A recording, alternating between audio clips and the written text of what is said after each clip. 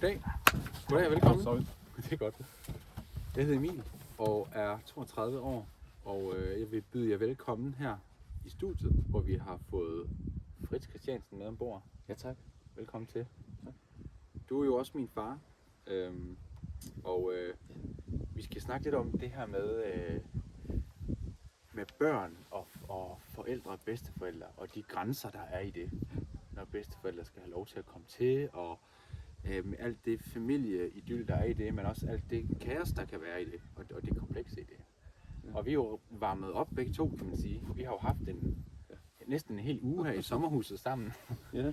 Så altså, hvordan har det været for dig i det øje med? Altså, jeg ved, at du synes, det har været rart og hyggeligt og alt muligt, men sådan alt det der med at kunne have adgang til dine børnebørn, fordi man kan sige, at nogle gange så har du dem jo, når de overnatter hos dig, men nu er vi sådan sammen alle sammen. Og jeg kunne tænke mig at spørge dig lidt om til at starte med, hvordan ser du på det der med at kunne tilgå dine børnebørn, hvor dine børn så også er til stede, ikke? Altså børnenes far også er til stede i det, ikke? Og mødre er til stede i det. Hvad sker der for dig i det?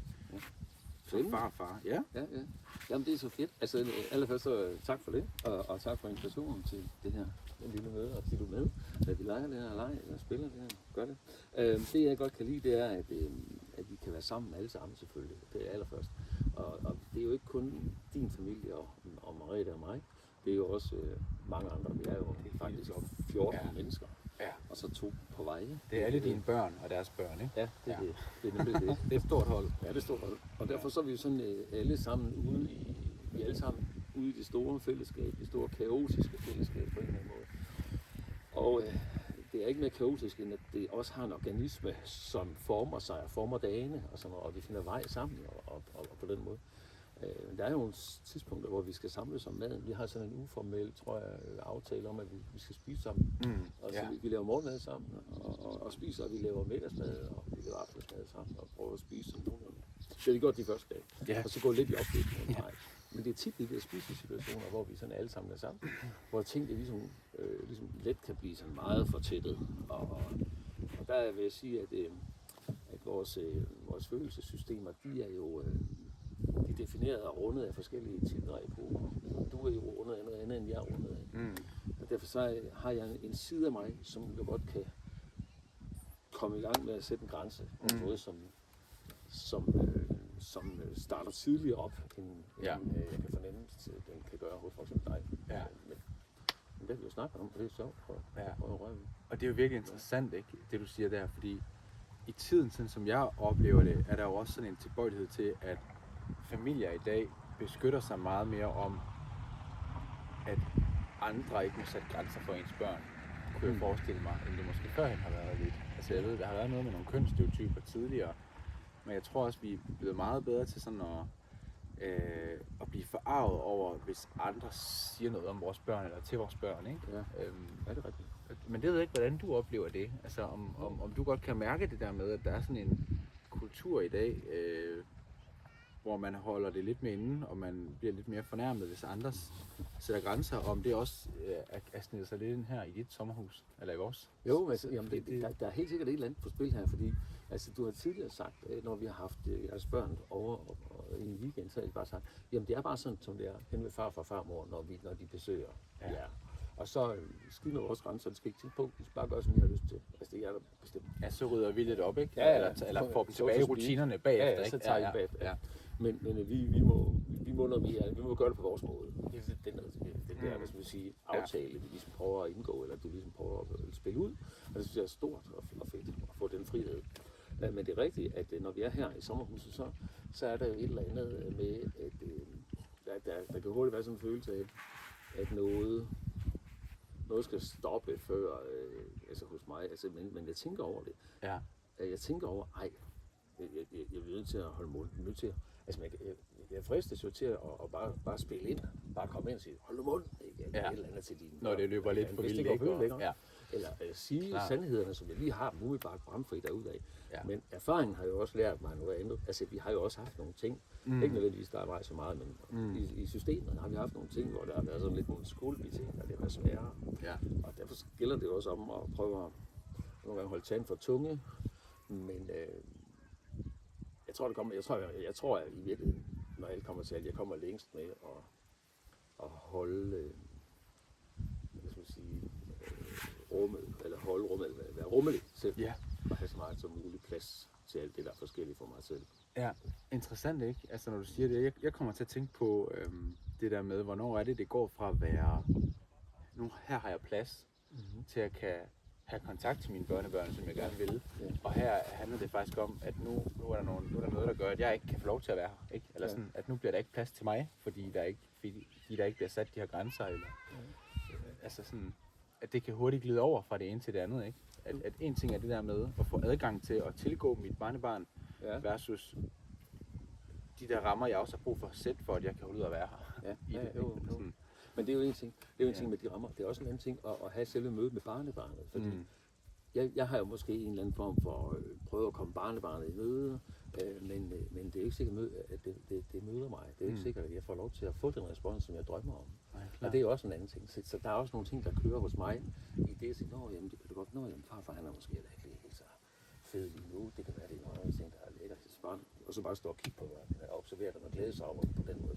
Ja. Der kan godt være sådan nogle ting, sådan nogle små piller, der bliver slugt en gang. Ja. Fordi at du ikke lige bliver imødekommet af dit barnebarn. Ikke afvist, men heller ikke modtaget. Ja.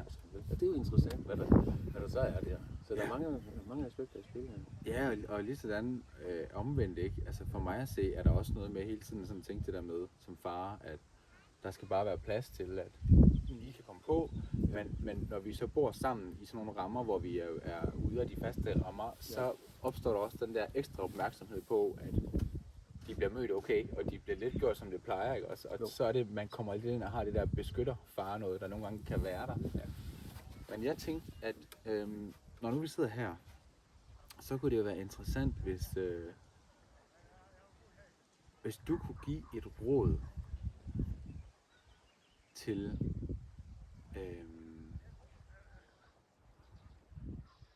til de fædre, som er i min generation, med hvad du synes, de skal gøre, for at det kan være lettere at være bedsteforældre i en sommerhusuge. For eksempel. Hvis du kunne give et eksempel, hvis du har et godt råd generelt, ikke uden at kende, du kan selvfølgelig tage afsæt i vores familie, ikke, som du udlever, ikke? Ja. Men hvis du skal give et råd generelt til andre, så kunne jeg bagefter prøve at give et råd den anden vej. Vil du være med på det? Ja, det vil jeg godt. Okay. Det vil jeg godt. Det er meget spændende. Ja. Det er meget tricky, ikke godt? Altså jeg tænker i virkeligheden, at de der fædre, der er i sommerhus med deres børn, og som også har sin far og mor med, eller sin svigerfar og svigermor med, eller de kvinder, der er i sommerhus med deres børn, og på samme måde vice versa. I er jo lidt sådan en klemme, på en eller anden måde, i værdisystemet.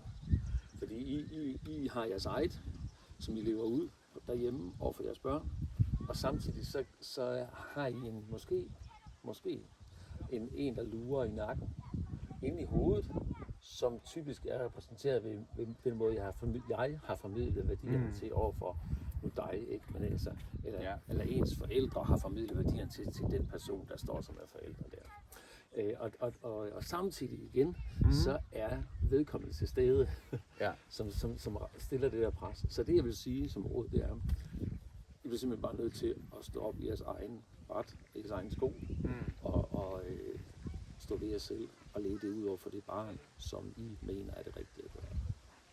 Ja. Og det er jer, der kommer til at slås med barnet bagefter og på sigt. Ja. Så, det var fedt. Ja, det synes jeg var faktisk et godt råd. Så lidt en at tage retten til at afgrænse lidt, hører jeg også sige, måske, hvis behovet er der.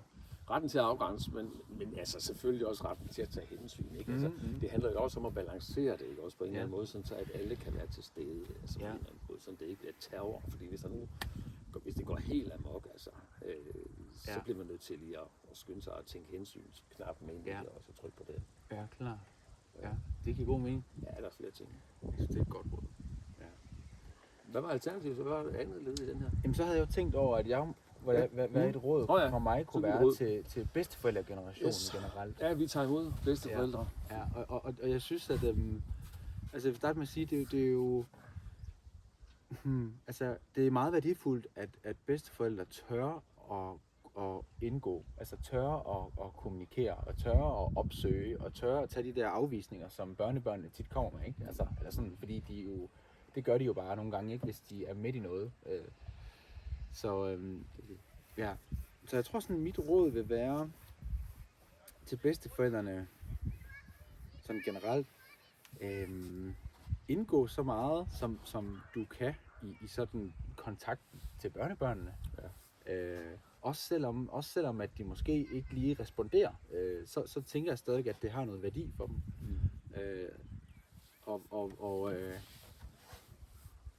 Og tjekke ind måske, om man går over nogle grænser hos forældrene. Ja. Altså, ja. Men jo også kommunikere, når man synes, at han synes jeg måske, at jeg vil gøre noget andet agtigt, eller sådan. Altså, det tror jeg er okay en gang imellem, at kunne bringe ind. Ja, så vær glad over for børnebørnene, og give dem sådan det, man synes, man skal give dem, og så være sådan en touch med forældrene. Ja, altså i hvert fald det der med at tage ansvar for kontakten til børnebørnene, ved bare at signalere en eller anden interaktion med, alt afhængig af hvor børnene jo er henne, ikke? Men sådan kommentere noget, man har lavet i løbet af dagen, eller et eller andet, for bare at skabe kontakt. Og så er det helt fint, at børnene jo med deres nyttige adfærd kan afvise det lidt, ikke? Eller sådan. Jo, selvfølgelig. Ja. Som jeg sagde bare. Men det er super. Og så tænker og så sådan det der med, i stedet for at trække sig, for det tror jeg, der er mange, der nogle gange gør, at så spørger forældrene nogle gange, altså, må jeg gøre det? Er det okay, jeg gør det?